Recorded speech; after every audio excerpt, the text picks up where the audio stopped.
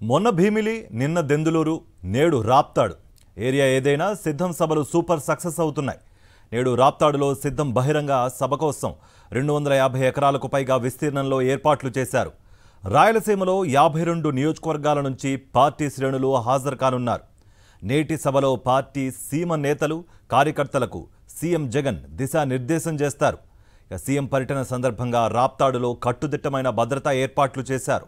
ఇదే అంశానికి సంబంధించి మరిన్ని అప్డేట్స్ మా ప్రతినిధి వినాయకరావు అందిస్తారు. వినాయకరావు,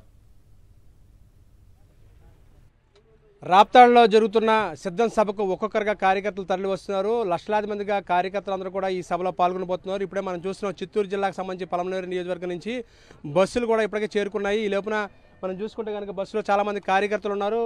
దాదాపుగా 250 ఎకరాలకు పైగా విస్తీర్ణంలో ఈ రాప్తాడులో రాయలసీమలోనే అతిపెద్ద బహిరంగ సభను నిర్వహించబోతున్నారు. ఈ రోజు మధ్యాహ్నం 2 గంటలకు ఈ సభ ప్రారంభం కాబోతుంది. పెద్ద ఎత్తున కార్యకర్తలందరూ కూడా వస్తున్నారు. ఈ నేపథ్యంలో కొంతమంది కార్యకర్తలతో మాట్లాడించే ప్రయత్నం కార్యకర్తలందరూ ఈ విధంగా వస్తున్నారు. ఇక్కడికి ఎలా ఉంది మీకు? ఇక్కడ మాకు చేసిన ప్రతి మంచి కోసం మనం జగన్మోహన్ రెడ్డికి ఏ దారిమైనా మనం పోరాడడానికి సిద్ధంగా ఉన్నాము.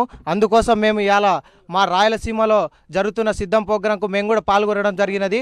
మొన్న పల్నాడులో జరిగే సిద్ధం ప్రోగ్రాంలో ఎంతోమంది జనాలు అభిమానం, తట్టుకోలేని అభిమానం అది జగన్మోహన్ రెడ్డి అంటే. ఇలా ఎన్నో మనకు సంక్షేమ పథకాలు అందించిన మన జగన్మోహన్ రెడ్డి గారు నాడు నేడు కావచ్చు, ఎడ్యుకేషన్ ఫీల్డ్ కావచ్చు, అట్లే కొన్ని వాలంటరీ వ్యవస్థలు, అట్లా వాలంటరీ వ్యవస్థలు పోతే ఎన్నో దేశాలు మనకెళ్ళి ఎదురు చూస్తున్నాయి. ఇలా మనకు జగన్మోహన్ రెడ్డి గారు చేసే ప్రతి మంచి కోసం మనం ఎదురు చూస్తున్నాము. అందుకే నెక్స్ట్ 2024లో కూడా మనం జగన్మోహన్ రెడ్డి గారిని గెలిపించుకోవాల్సిందిగా కోరుతున్నాం. ఏ విధంగా ఈ సిద్ధం సభకు మీరు సిద్ధమై వచ్చారు? అదేవిధంగా ఇవాళ ముఖ్యమంత్రి గారి మాటలు కోసం ఏ విధంగా ఎదురు చూస్తున్నారు మీరు? ప్రస్తుతం ఉన్న రాజకీయాల్లో జగన్మోహన్ రెడ్డిని ఢీ కొట్టే మగాడు ఎవరు లేరని భావిస్తున్నాము. కాబట్టి ఏదైనా అభివృద్ధితో పని అవుతుంది. కాబట్టి జనాలు దండిగా తరలి వస్తున్నారు.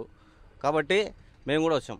సిద్ధం సభ కోసం ఏ విధంగా సన్నద్ధమై వచ్చారు మీరు చెప్పు? సిద్ధం సభ కోసం, జగన్మోహన్ రెడ్డి కోసం, ఈ దేశ చరిత్రలోనే జగన్మోహన్ రెడ్డి ఒక లీడర్ ఏమి అనేదాన్ని నిరూపించబోతున్నారు. అదేవిధంగా మా చిత్తూరు డిస్టిక్లో చంద్రబాబు నాయుడు చీఫ్ మినిస్టర్గా 14 సంవత్సరాలు ఉన్నాడు. కానీ ఉన్న ప్రభుత్వ వ్యవస్థలన్నీ దారాదత్తం చేసేసి ఆయన ప్రాపర్టీ ఏమో ఆయన అభివృద్ధి చూసుకున్నాడే కానీ చిత్తూరు డైరీని, బాలాజీ డైరీని నాశనం చేసేసి అతన్ని సొంత డైరీని అభివృద్ధి చేసుకున్నాడు.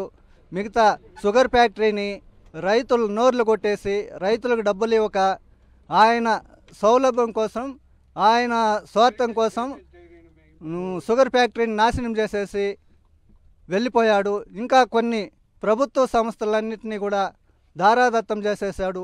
రాష్ట్రానికి చేసింది ఏమీ లేదు.